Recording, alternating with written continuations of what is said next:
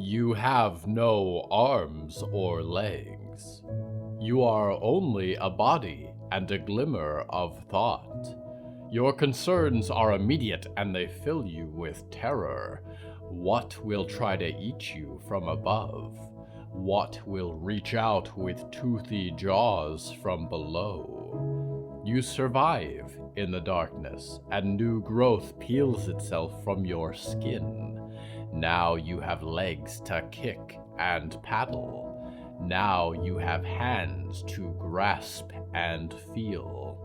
Your tail is disappearing as your thin limbs gain strength, and you are filled with the urge to rise.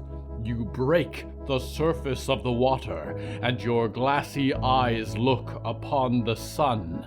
You fill your lungs with air, and your cries join 1,000 siblings in a chorus that rolls across the black waters to say, "Hello from the Hallowoods."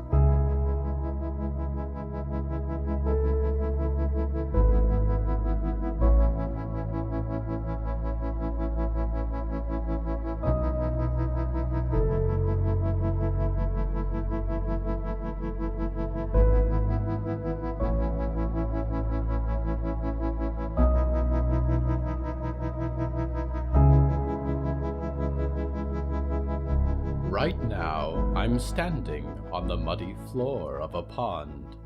Overhead, a blanket of algae and water lilies turns the light green, signaling life and the dawn of spring. Around me are bones, the remains of many dreamers, hands folded peacefully as they sleep and wait. Their only companions are the writhing tadpoles, swimming from their ribs and nestling in their empty skulls. The theme of tonight's episode is frogs.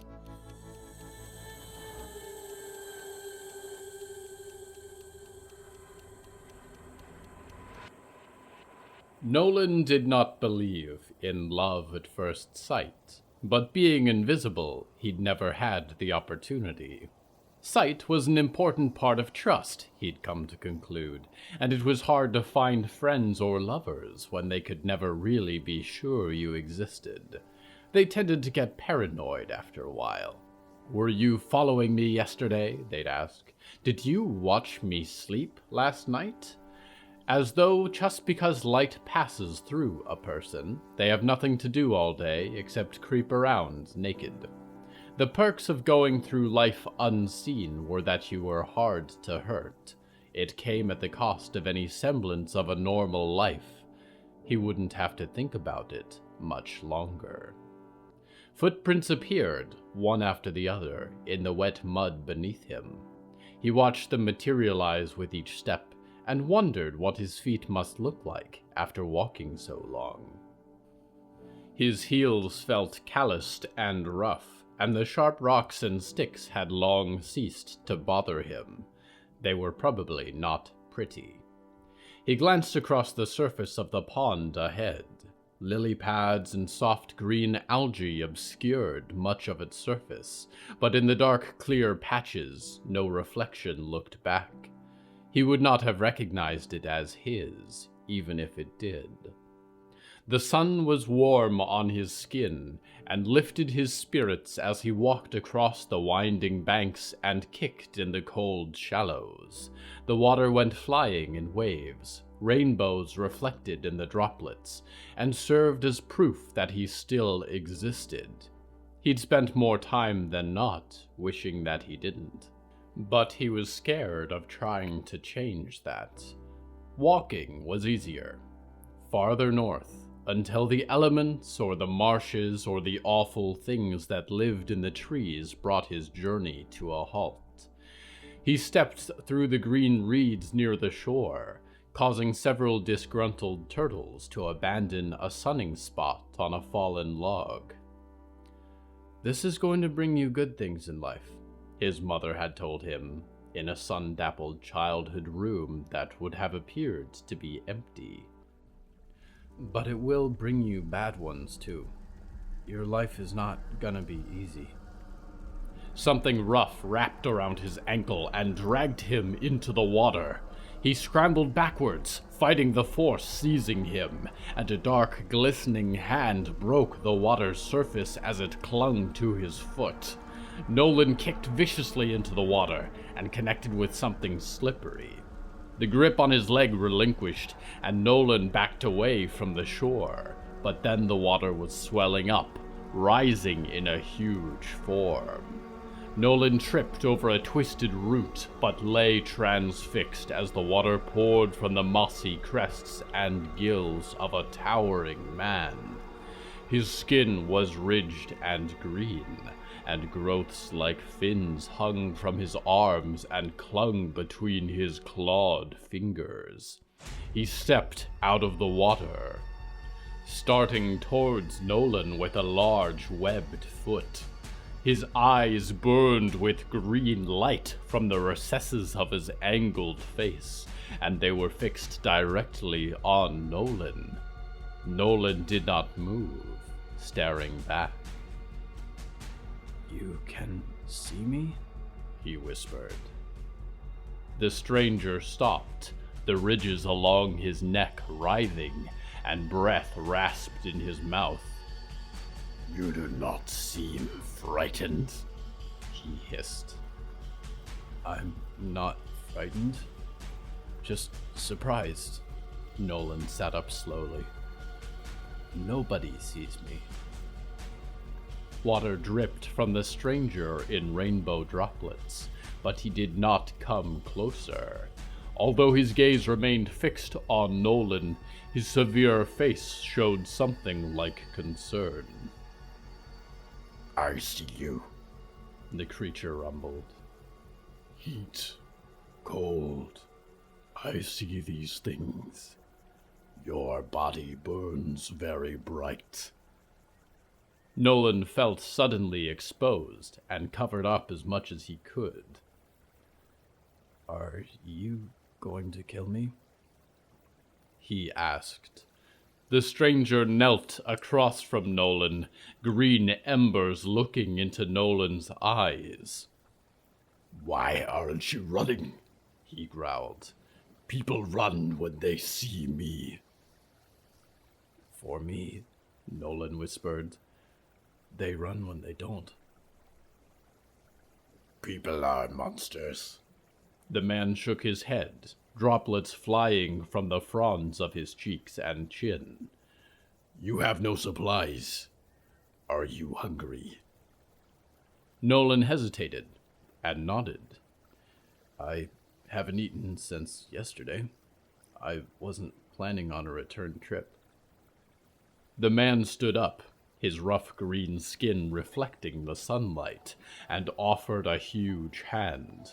Nolan took it and was pulled to his feet. The fingertips felt rough and clung to his skin.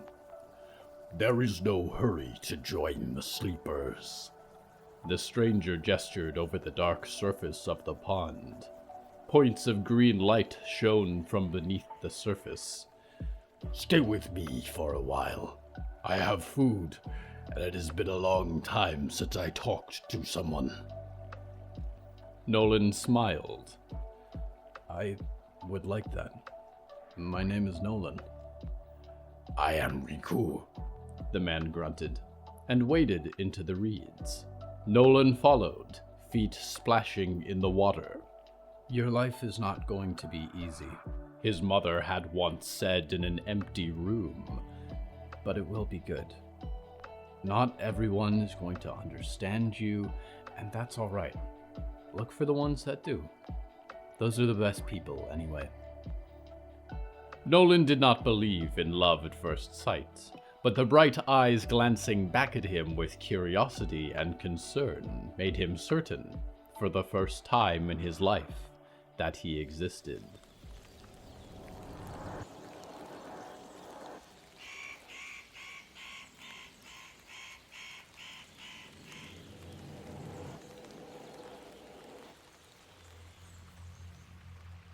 Dreamer, if you reside at Webukwe First Nation, please be advised that heavy rains are expected to drive up water levels.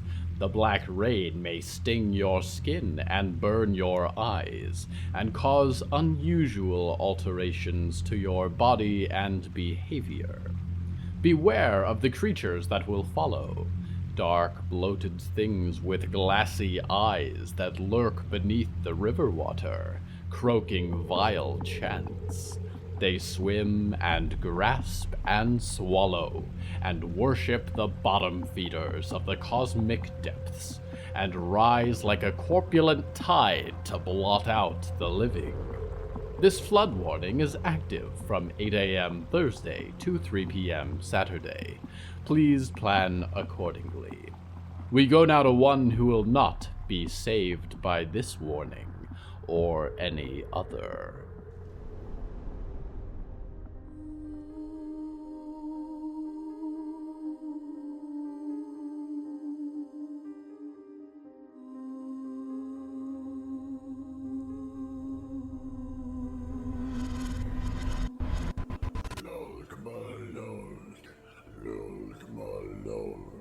The choir of throaty cries echoed around Jonah.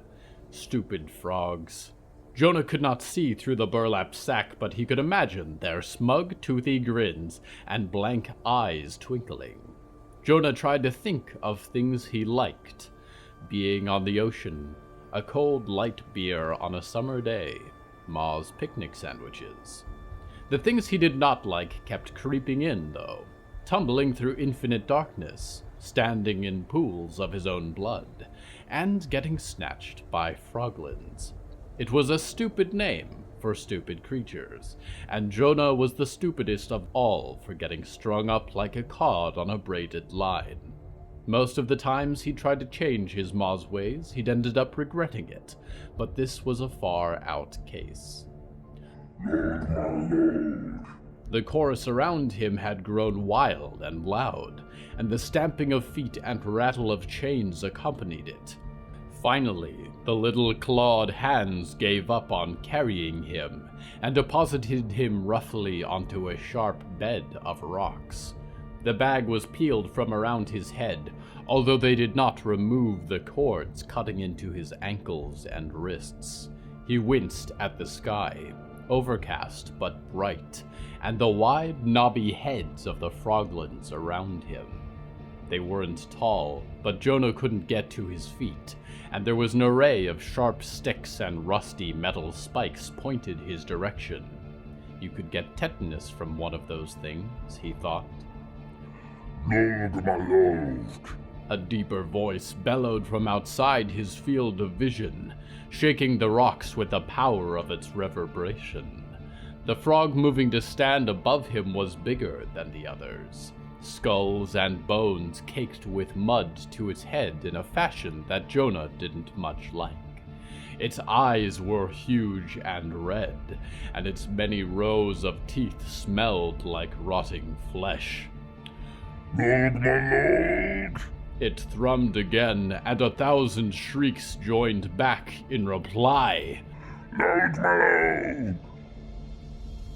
The claws were seizing him then, dragging and rolling him towards two things which he immediately tried to escape, but he could not writhe away from their prodding spikes and vicious little claws. The first thing was a twisted iron basket of some kind, whose use he could only guess at. The second was a black-looking lake, with massive ripples breaking against the rocky shore. "Now listen here," Jonah screamed as they forced him closer. They had not listened much so far. "I go with the scout post, do you hear? You don't want to make them angry, or—" He was cut short as the metal basket was forced over his head, forming a collar around his neck and bars across his face. He was tumbled over until his cage-encrusted head almost dipped into the water, and he shrieked as sharp pain stabbed through his palms and his calves. His bonds were freed then, and he tried in vain to get to his feet, watching with horror as blood poured from his hands. Get back! Get off of me! Right now!" he yelled, trying to scare them back, and it seemed to work as they stepped away from him a little. The basket was awfully heavy, and a thick weight fell behind him. He reached back to feel a length of large chain. What the? He was yanked into the air then, pulled up by his neck, and clinging to the iron bars for support as the chain attached to the basket pulled taut. He swung helplessly across the dark pool of water, noticing now the scaffold of rough-hewn logs perched on the shore, and the large beam that several froglins worked in unison to cast him out to the water. Violet isn't going to like this at all, he thought, and then he hit the water with a heavy splash. He tried to paddle with his bleeding legs, his slashed hands, but he could barely stay upright, and the basket weighed more with every link of chain that was let loose into the water. He could swear in the distance he heard a dog barking, maybe more than one, and then he was beneath the water, holding his breath as he plummeted into cold and shadow.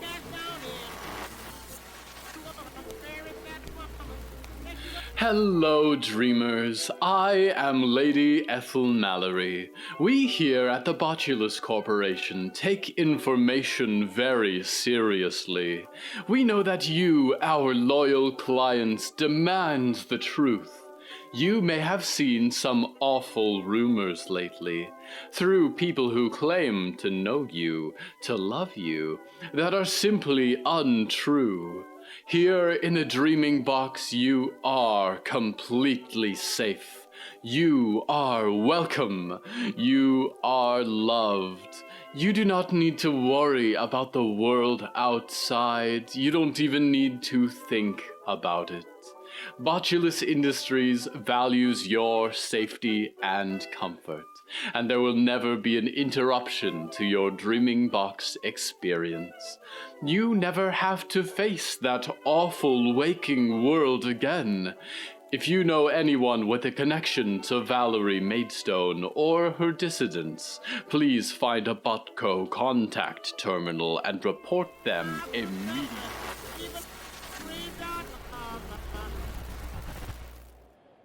Be wary, dreamers. Not every voice you hear in your dreams speaks truth, and many minds would profit from misleading you. We return now to Jonah Duckworth. Jonah felt the pull of the heavy cage, and he was upside down as it sank. He tried in vain to get a grip on the chain, but pain stabbed through his palms.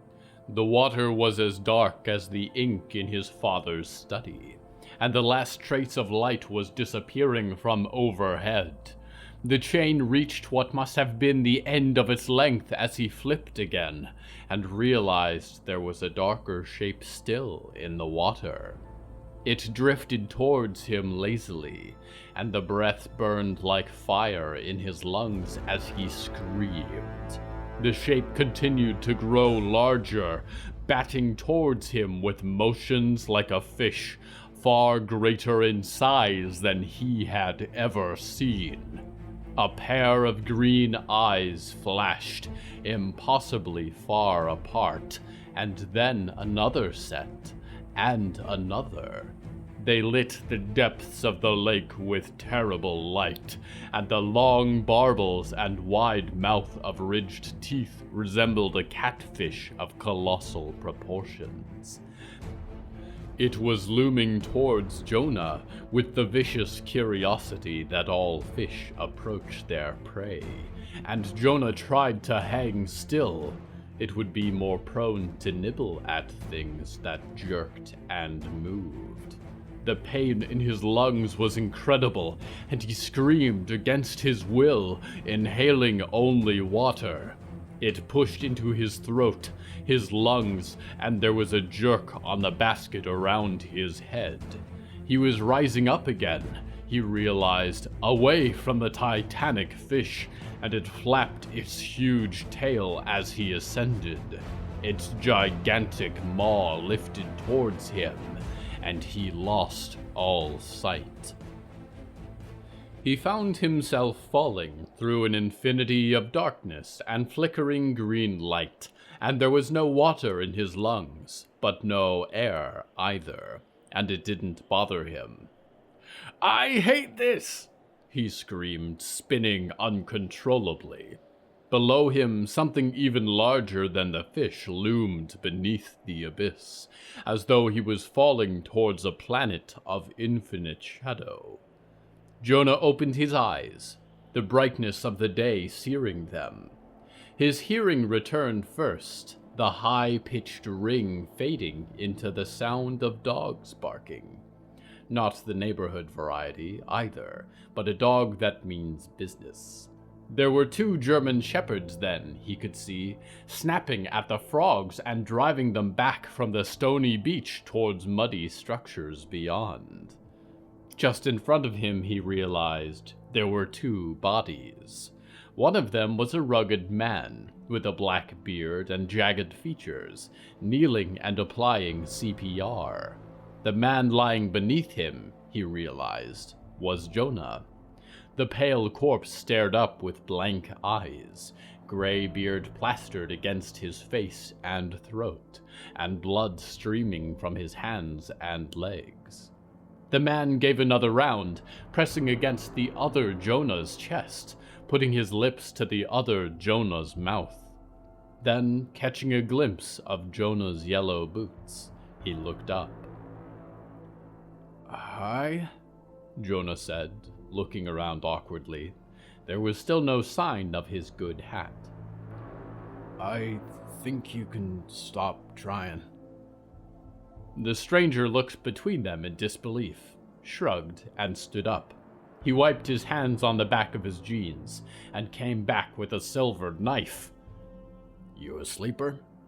he asked matter-of-factly, brandishing it and stepping over Jonah's other body.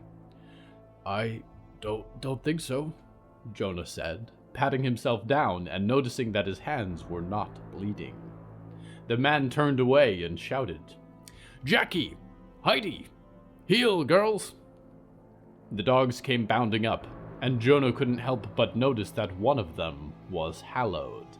It showed in the wide, pale eyes, almost green, the lipless teeth, and the broken lurch of the dog's back. "You Zelda Duckworth's boy?" the stranger grimaced, pulling a sharp-looking grappling line from his bag. "Yes," Jonah stuttered. "Who are you?" "Keep up," the stranger barked, already walking away. His dogs kept on either side of him, and Jonah darted after them with more speed than he could usually muster. The froglins encroached, shrieking war cries that would have pierced Jonah's ears if he still had all his hearing. The stranger pushed through them, and they backed away from his snarling dogs and his twirling hook. They wound through the muddy holes and towers of the Froglin village, and then they were into the blood-marked trees beyond. Then they were running, and the hunting cries shook the forest and echoed through the trees behind them.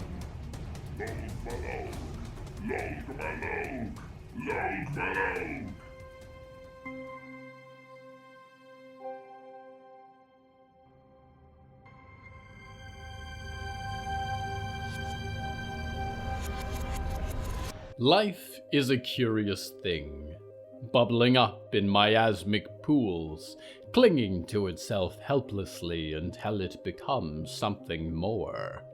Always the strangest permutations, bulbous eyes and slime-covered flesh, hatching from eggs or born screaming into the world. Organic life is frankly disgusting. Nevertheless, in curious ways, awful creatures can be capable of feeling that is greater than the sum of their parts, and the light that burns in them is the closest any of us may come to having a soul. We go now to one who is mostly soul.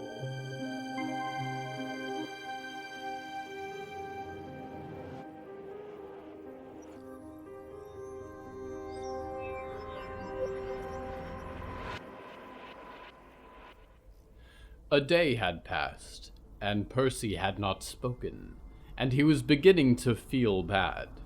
The truth was he did not know what to say. The leather-wrapped tower that marched ahead of him looked much better with the haircut. Short on the sides, long on the top. It would have been cute in a past life, but every time Percy looked on Diggory's sculpted face, he wanted to cry, and he lost all his words. Up ahead, the giant in the spiked leather jacket sat gracefully on the shore of a lake, as dark as the night sky above.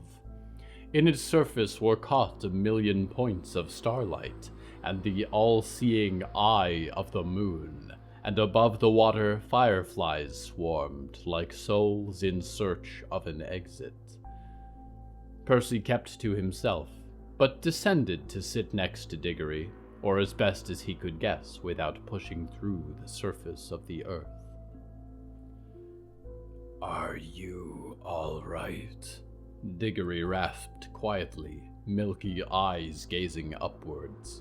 Percy nodded, trying to force out words. Just thinking.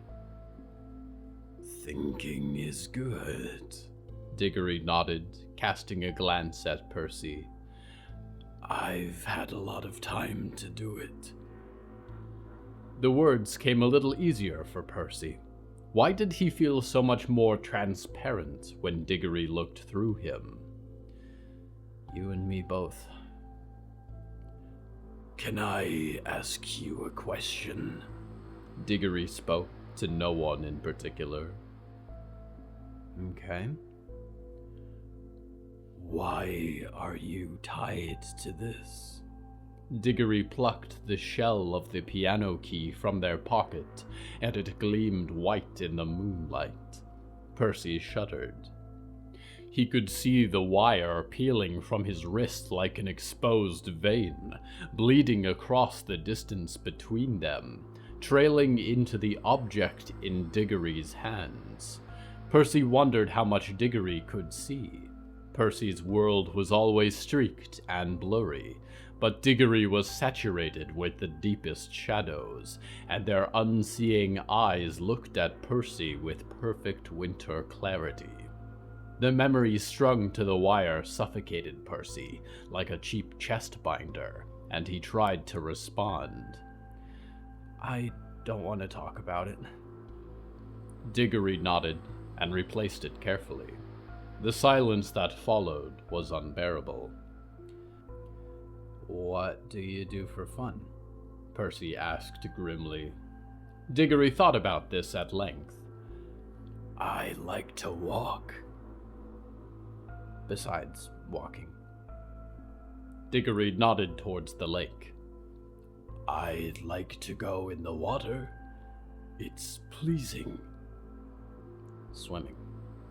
I never liked swimming. Diggory nodded quietly, sitting with their long arms wrapped around their knees. Percy felt a twinge of guilt. He had the chance, for the first time since he could remember, to be around someone else. Someone whose skin seemed not to be all from the same person, granted, but someone who wasn't afraid of transparent boys who lived in pianos. Percy lifted up from the bank, lowering to the stones of the shore, letting his feet almost graze the ground. He looked back, and Diggory perked up, white eyes wide. Percy nodded towards the water. Diggory rose with the most excitement Percy had seen in them, bounding towards the lake. Diggory splashed into the water, but did not float or paddle, sinking immediately under the surface. Percy watched in confusion before following them under the water. He instinctively held his breath as he submerged, then realized there was no point. He did not fight the weight of the water and simply cut through it. The wire around his wrist led somewhere deep below, and he increased the white glow radiating from his body until he could see comfortably. Diggory stood on the bottom of the lake, surrounded by streaming weeds and water plants. Frogs and eels went scattering in all directions as Percy descended, clothes and hair rippling no more than usual. Diggory was looking upwards, and Percy followed their gaze. On the ceiling of the lake above, the green light of the fireflies shone like disco lights. Percy came to stand on the lake bed next to Diggory. Poor thing. They had been alone since they were stitched together, it seemed like, and Percy felt he was awful company to have chosen. Keep walking, Diggory, he thought. Leave me behind. Do you know how to dance? He said in Diggory's mind. Diggory shook their head slowly. Here. Percy drew close to Diggory until his forehead was at the same level as their chin. He wrapped his light hands around Diggory's, gesturing where they needed to move. He put one on Diggory's waist and clasped the other intangibly, fingers meshed together. Follow my lead, Percy whispered, stepping once, stepping back, stirring up silt with each move. The creatures of the lake danced in writhing patterns around them, and starlight above shone down on the abyssal ballroom as the pair twirled together in darkness.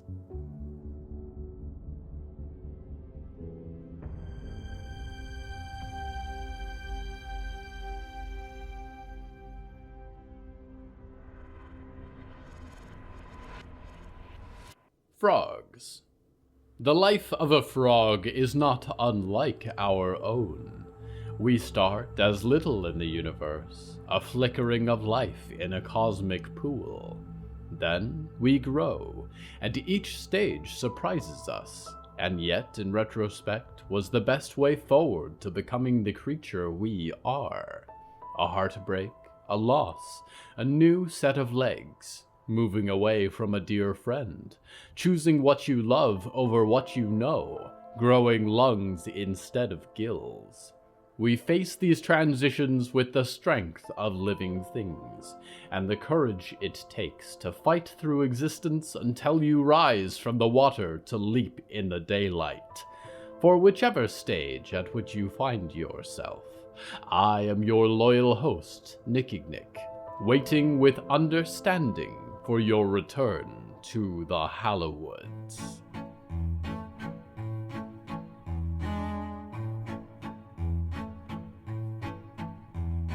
Hello from the Hallowoods is written and produced by William A. Wellman. Hello, that's me.